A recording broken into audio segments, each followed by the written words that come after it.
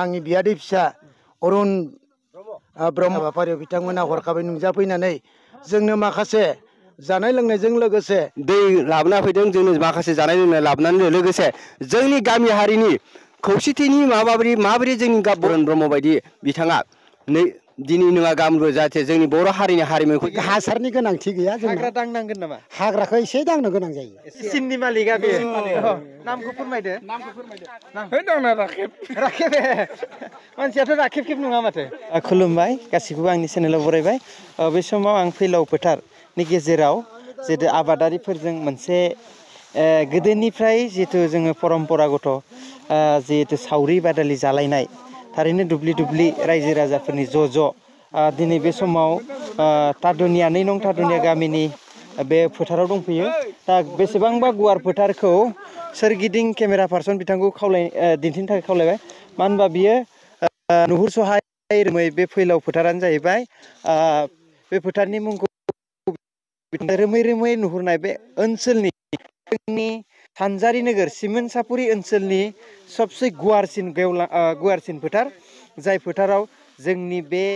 बोसोरनि थाखाय जे जानाय आदार माइ, बे माइखौ बे फोथारावनो मावनानै जोंनि सानजारि नोगोरनि रायजो राजाफ्रा गावनि जिउ न'खर खुंबोबाय थायो। दा थिग बेबायदिनो जोंनि गामिनि रायजो राजाफोरनि खौसेथि आरो रंजानायनि गेजेरजों आबाद फोथाराव ज' सावरि बादालि जालायनाय थारैनो बे जायगायाव बा बे गामियाव दाबो बे नेमखान्थिया दङ, थिग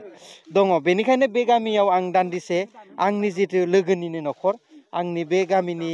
रायजो राजाफोरजों दान्दिसे आङो नैबे सावरि जानाय हाबाफारियाव बाहागो लादों आरो गिदिंनानै नायफैदों। दा बे समाव बे गामिनि दैदेनगिरिफोरजों आं रायज्लायगोन। बेयाव गोबां लाइमोनफ्राबो बे ओनसोलनि बा बे गामिनि लाइमोनफ्राबो गोबां आबादजों सोमोन्दो थानाय आरो गोबां आबाद फोथाराव बिथांमोना मुखुब जायो जिउआव मावनाय दांनाय। दा बिदिनो बेयाव बिथांमोना जिहेतु सानसे गोबाव समनिफ्राय माइ हाखांनानै बिथांमोना दिनै माइ जोब्बाय आरो जोबनानै दा बिथांमोना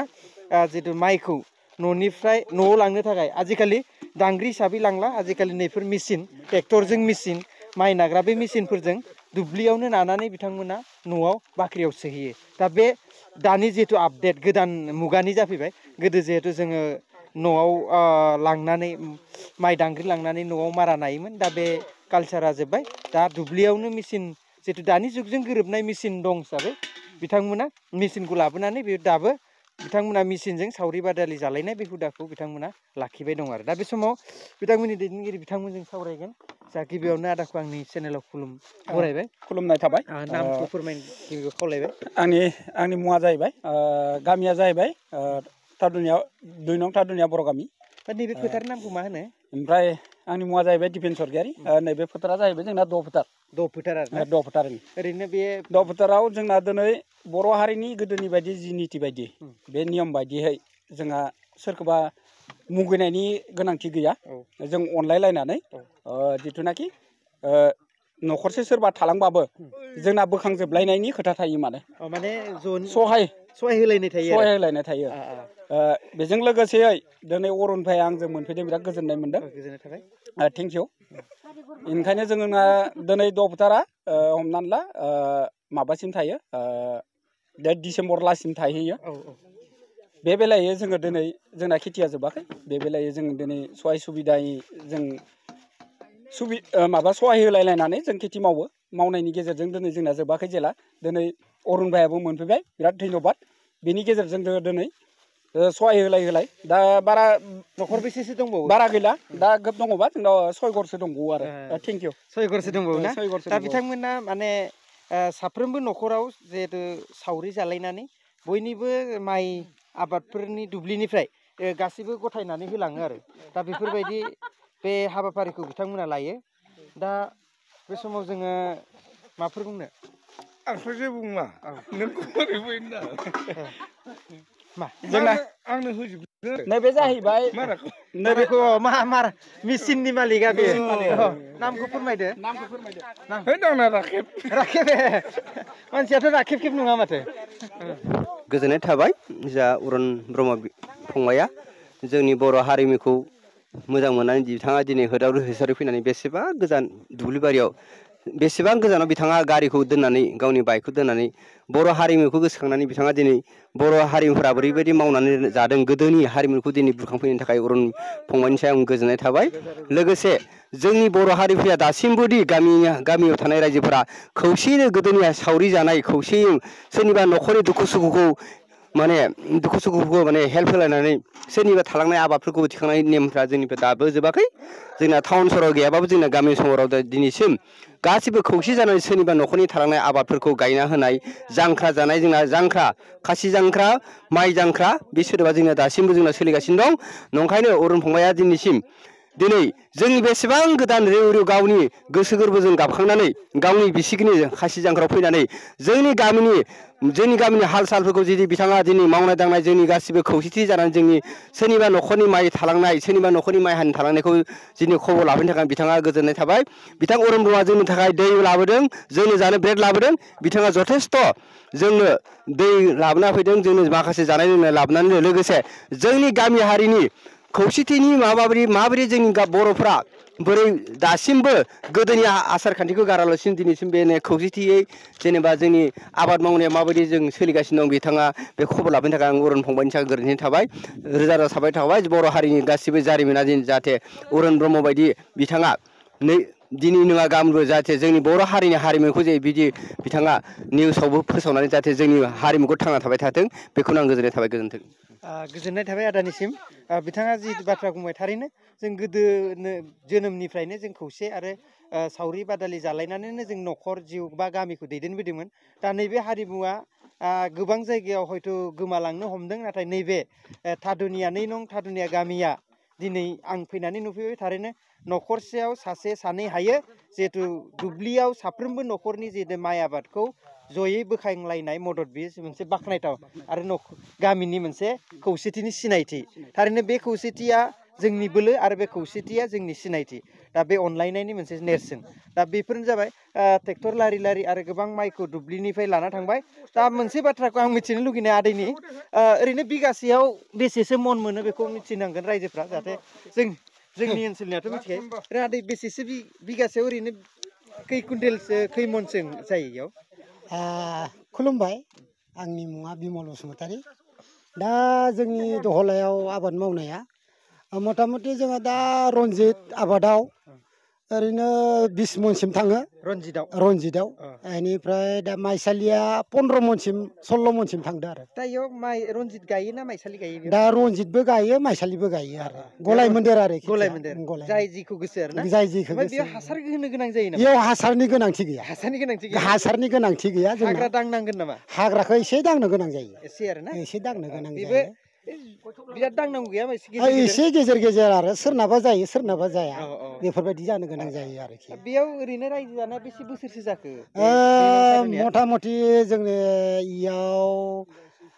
75 निफ्रायनो दं आरो 50 बोसोर जानोसै आरो जाबाय आरोखि 50 बोसोर जाबाय थिग ओरैबायदि आरो ना दा बियो हाग्रा गोजामोन माने बिलो बायदिमोन आरो धरियाव गारि मथर हाब्रुबारियाव नांथायोमोन दासान्दि मोजां जाबोबाय मोजां परिबेकआव फैबाय बेखिनिखौनो बुंनानै गोजोनबाय आरो गोजोननाय थाबाय बे ओनसोला मोनसे माबाजों थानाय जों नोलोबारि बिलो मोनसे बिलोमोन दा आदैयाबो फैदों गागि मानसि ओरैनो दा नोंसानि जिहेतु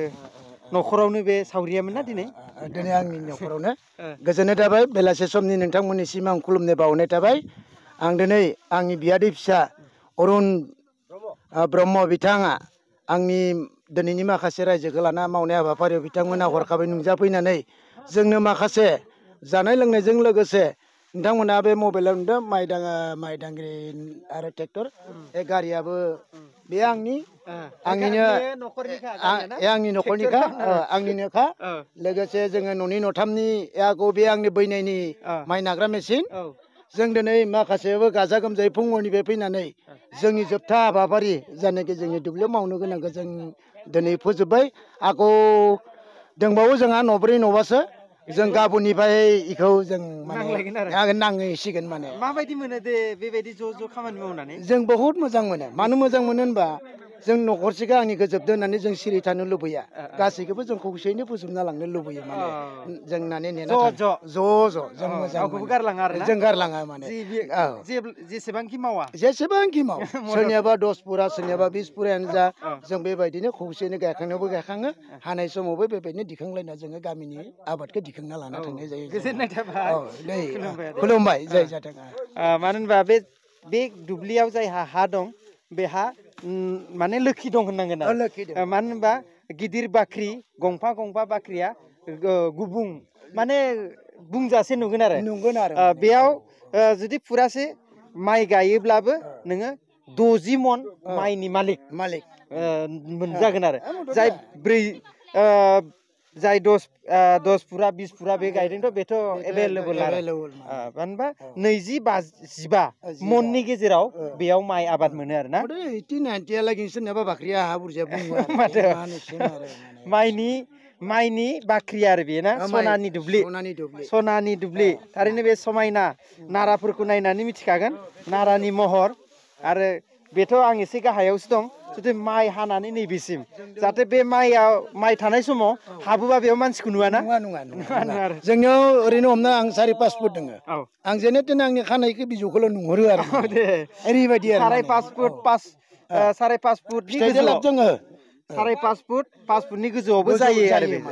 देग्लाय जादों ना देग्लाय बहुद जादों देग्लाय साबसिन जादों ना साबसिन माने रायजो राजा जथेस्थ' माइ मोनदों होनबा नैबे ओनसोलाव साबसिन माइ जानाय रायजोफ्रा गोजोननाय लादों आरो ना माइ आबादनि गेजेराव दा गोजोननाय थाबाय जिहेथु जों दिनै नैबे नि गेजेरजों जोंनि बे ओनसोलनि थासारि आरो बे दुब्लिनि सोमोन्दै आरो 2 नं थादुनिया गामिनि रायजो राजानि अनलायनाय खौसेथि बिनि सोमोन्दोखौ नैबे बे दिनैनि गेजेरजों नोंथांमोना मिथिबाय थारैनो सोरगिदिं बेसेबांबा गुवार बे दुब्लिया नायनो समायना थारैनो गुबुन ओनसोलनिफ्राय फैयोबा बे दुब्लिफ्राव नायगिदिंनानै नोंथांमोना ना सिंगि मागुर बायदि बायदिबो हयथ' हमना लांनो हागोन बिनि सोरगिदिं साखाथि बाखाथिनो गोबां नला बिलोफोर दङ जों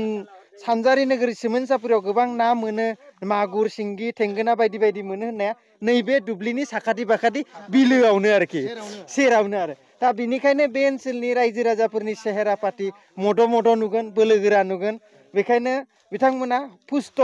जानायखौ अर्गेनिक माने जेबो मेडिसिन गैयि न'आवनो बानायनानै बिथांमोना जायो बिलोनि ना जायो बारिनि मैगं जायो बिथांमोना गासैबो गावनि न'निफ्रायनो